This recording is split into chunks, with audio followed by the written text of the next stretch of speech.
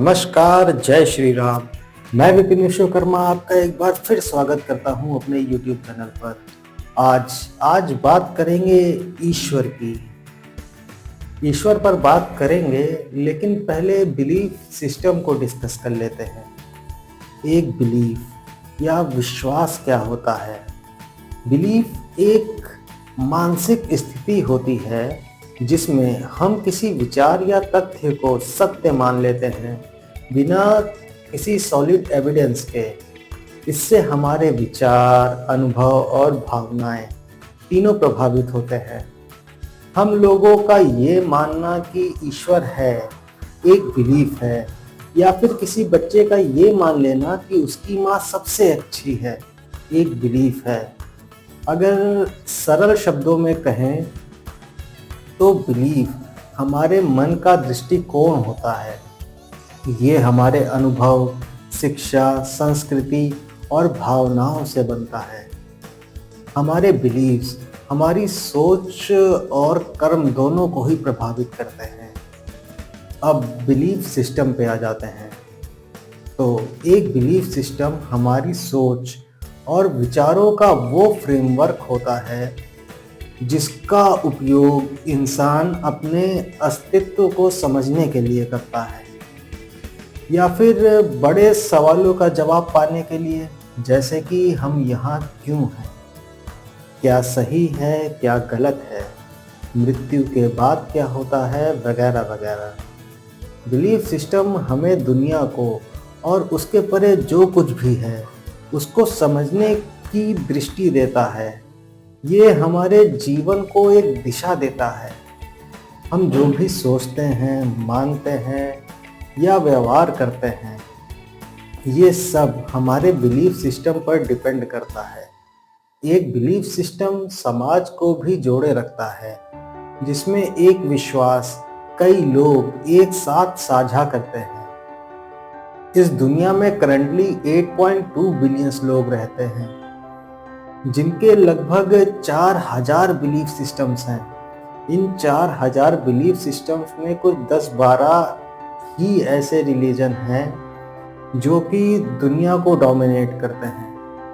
इनमें क्रिश्चियनिटी, इस्लाम, सनातन हिंदू धर्म, Buddhism, Sikhism, Judaism, Jainism, Shinto, Taoism, Confucianism, Baha'i faith और ज़ोरोएस्ट्रियनिज्म शामिल है।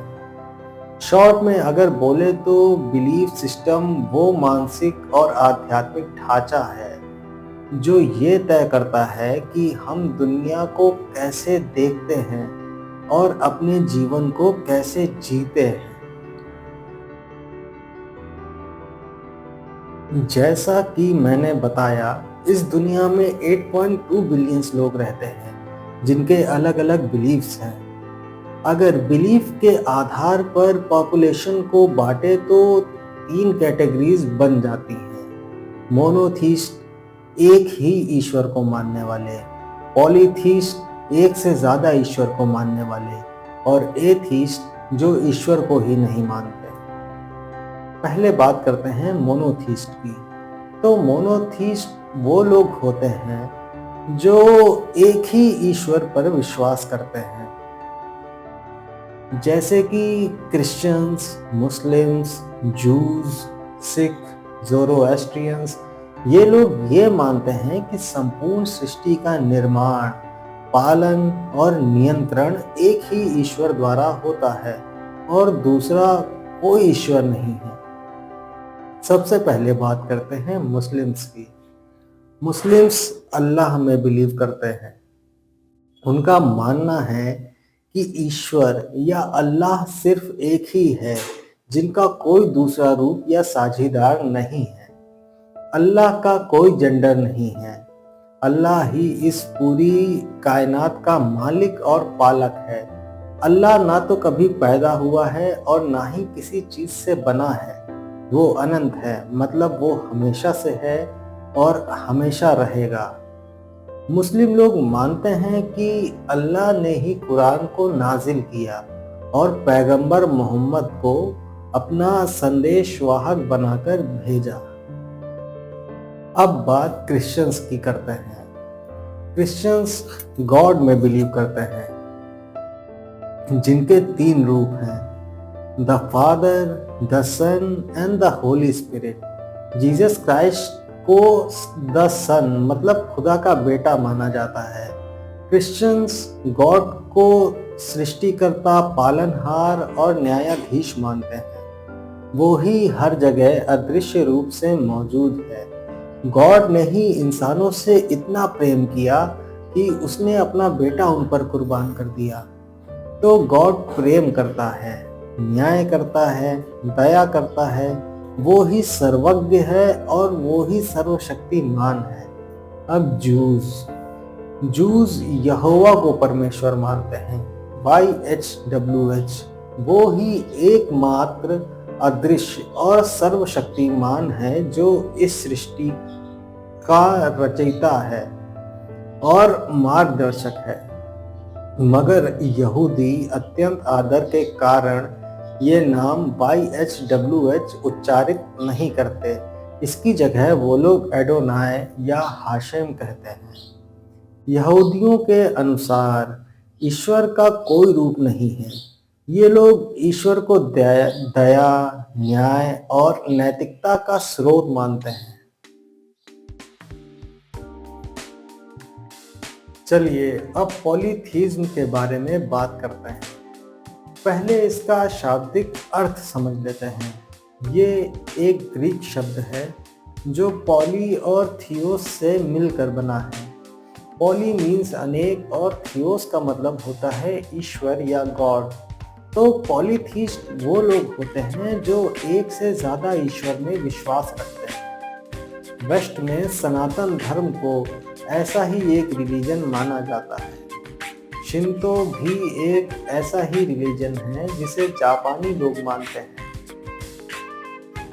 प्राचीन यूनानी और प्राचीन रोमन लोग भी पॉलीथीस्ट थे, मगर उनके रिलीजन समय के साथ लुप्त हो गए। पॉलीथीस्ट वो लोग होते हैं जो ये मानते हैं कि संसार में कई ईश्वर हैं और हर ईश्वर की अपनी शक्ति, अपना क्षेत्र और अपना महत्व होता है। पॉलीथीज्म में लोग मूर्ति पूजा करते हैं या किसी प्रतीक को पूजते हैं। चलिए शिंतो धर्म के बारे में जानते हैं। शिंतो जापान का प्राचीन धर्म है जिसे जापानी संस्कृति और पहचान का आधार भी माना जाता है। शिंतो जापानी शब्द है जिसका अर्थ होता है आत्मा या ईश्वर का मार्ग। इस धर्म का भी कोई संस्थापक नहीं है। ये प्राकृतिक रूप से विकसित हुई आस्था है। शिंतो फॉलो करने वाले कामी में बिलीव करते हैं। कामी दैवीय आत्माएं होती हैं जो हर जगह मौजूद हैं। पहाड़ों की अलग कामी हैं, नदियों की अलग, इसी तरह पूर्वजों की, जानवरों की, यहाँ तक के भावनाओं की भी कामी होती है। इनमें से सबसे प्रमुख कामी अमतेरसु है जो कि सूरज की देवी है। मनुष्य जब वो संतुलन और शुद्धता बना लेता है तब वो अपने कामी के करीब होता है। शिंतो धर्म के मंदिरों को जिंजा कहा जाता है। लोगों को एक जिंजा में प्रवेश करने से पहले तोरी गेट से गुजरना पड़ता है। तोरी गेट इस दुनिया और दिव्य दुनिया के बीच की सीमा को दर्शाता है। इनका कोई पवित्र ग्रंथ नहीं है, मगर 2 ग्रंथ ऐसे हैं जिनकी मान्यता अधिक है। ये ग्रंथ कोजिकी और निहोन शोकी हैं। शिंतो लोग प्रकृति का सम्मान करते हैं। ये धर्म प्रकृति का आभार करना और शुद्ध आचरण करना सिखाता है। आइए अब बात ऐसे पॉलीथीज्म रिलीजन्स की करते हैं जो कि लुप्त हो चुके हैं, यानी कि एंशिएंट ग्रीक और एंशिएंट रोमन रिलीजन्स। प्राचीन ग्रीक धर्म आज से लगभग 3 साढ़े 3 हजार साल पहले विकसित हुआ था। ये धर्म भी किसी पैगंबर या किसी ग्रंथ पर आधारित नहीं था। एंशियन ग्रीक लोग ये मानते थे कि देवता मनुष्यों के जैसे होते हैं मगर ज्यादा शक्तिशाली। उनके अंदर भी भावनाएं होती हैं जैसे कि प्रेम, दया, गुस्सा, ईर्ष्या आदि। ग्रीक देवताओं को ओलंपियंस कहा जाता था क्योंकि ग्रीक लोग ये मानते थे कि उनके देवता ओलंपस पर्वत पे रहते हैं। ज्यूस उनके प्रमुख देवता थे। बाकी पोसाइडन, एरीज, एथीना, अपोलो आदि कई देवता उनके बिलीफ्स में थे। एंशियन ग्रीक लोगों का ये भी मानना था कि हर इंसान की एक नियति होती है जिसे उनके देवता भी नहीं बदल सकते। इस धर्म का पतन रोमन साम्राज्य के ग्रीस में आगमन के साथ शुरू हुआ। रोमन लोग प्रारंभिक काल में आत्माओं की और प्रकृति की शक्तियों की पूजा किया करते थे, लेकिन बाद में जब वे लोग ग्रीस पहुंचे तो उन्होंने वहाँ के ग्रीक देवी देवताओं को अपना लिया। उन्होंने उन देवताओं के नामों को बदलकर नए नाम रखे। उन्होंने ज्यूस का नाम बदलकर जुपिटर रख दिया, पोसाइडन को नेपच्यून कहा, एरीज को मार्स, अथीना को मिनर्वा आदि ज्यादातर नाम उन्होंने बदल दिए। उन्होंने अपोलो का नाम नहीं बदला। उन्होंने इन देवताओं की पूजा को व्यक्तिगत तौर पे नहीं लिया बल्कि इसे राजकीय कर्तव्य भी घोषित किया था। समय के साथ धीरे धीरे रोमन लोग अपने सम्राटों की भी पूजा करने लगे थे और यहीं से इस धर्म का पतन चालू हुआ। रोमन साम्राज्य के विस्तार के साथ कई और धर्मों ने भी रोमन लोगों को प्रभावित करना शुरू कर दिया था, जैसे कि मिस्र की देवी आइसिस और फारस के मिथ्रस कल्ट। फिर क्रिश्चियनिटी के जन्म से उन लोगों का झुकाव धीरे धीरे जीसस की तरफ होने लगा। क्रिश्चियनिटी ने रोमन्स को मुक्ति और प्रेम का नया मार्ग दिखाया। फिर 4th सेंचुरी में रोमन सम्राट कॉन्स्टेंटीन ने ईसाई धर्म को रोमन साम्राज्य का आधिकारिक धर्म घोषित कर दिया था। कॉन्स्टेंटीन के बाद सम्राट थियोडोसियस ने सन 395 में सभी पुरानी पूजा पद्धतियों पर प्रतिबंध लगा दिया था, जिससे ये धर्म लगभग लुप्त हो गया। अब बात अपने सनातन धर्म की करते हैं। वेस्ट के नज़रिए से हम लोग पॉलीथिस्टिक हैं, मगर क्या ये सही है? चलिए इसे डिस्कस करते हैं। पॉलीथीज्म का अर्थ, जैसा कि मैंने बताया, पॉलीथीज्म में कई देवी देवता होते हैं और सबकी अपनी शक्ति, अपना क्षेत्र और अपनी अपनी पूजा पद्धति होती है। हाँ, सनातन धर्म में भी कई देवी देवता हैं, मगर ये सब एक ही परम शक्ति, एक ही परम सत्य के भिन्न भिन्न रूप हैं, क्योंकि ये धर्म सबसे प्राचीन धर्म है, तो ये स्पिरिचुअली काफ़ी डेवलप्ड है। इस धर्म से कई दूसरे पंथ भी निकले हैं, जैसे कि बौद्ध, जैन, सिख आदि। हिंदू लोग ये मानते हैं कि सत्य तो एक ही है, परंतु उस तक पहुंचने के अनेक मार्ग हैं। एकम सत्य विप्रा बहुधा वदन्ति, ये ऋग्वेद का एक श्लोक है जिसका अर्थ है कि सत्य तो एक ही है, परंतु ज्ञानी लोग उसे अलग अलग नामों से पुकारते हैं।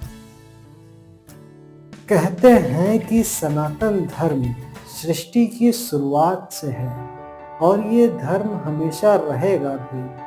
क्योंकि इस धर्म की जड़ें स्थिर ना होकर जीवंत और लचीली हैं।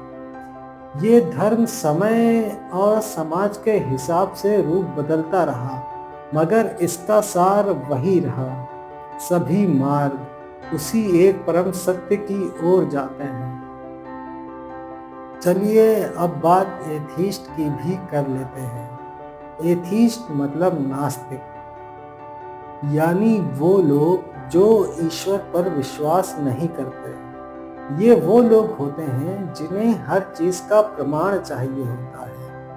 उनका मानना है कि अगर ईश्वर है तो दुनिया में इतना दुख क्यों है, हिंसा क्यों होती है, अन्याय क्यों होता है। अलग अलग धर्मों में ईश्वर भी अलग अलग है, तो ये लोग ईश्वर को महज इंसान की एक कल्पना मानते हैं।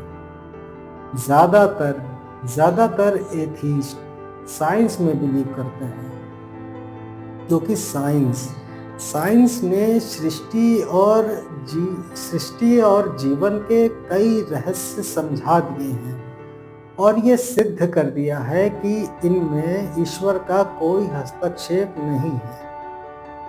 तो हम ये भी कह सकते हैं कि नास्तिकता ईश्वर का विरोध नहीं, बल्कि आस्था को तर्क के आईने से देखना है। चलिए इस वीडियो को यहीं समाप्त करते हैं और अगले वीडियो से बात करेंगे केमिस्ट्री पर। अगर आपको वीडियो अच्छा लगा हो तो प्लीज़ मेरे चैनल को सब्सक्राइब करिए, वीडियो को लाइक करिए, कमेंट करिए। जिसका मन नहीं कर रहा है वो भी अगर सब्सक्राइब कर लेगा तो आगे मैं और इंटरेस्टिंग वीडियो दे पाऊँगा। और जो भी कमियां हो आप प्लीज़ मुझे कमेंट में बताइए, मैं कैसे अपने वीडियोस को और अच्छा कर पाऊँ। Thank you.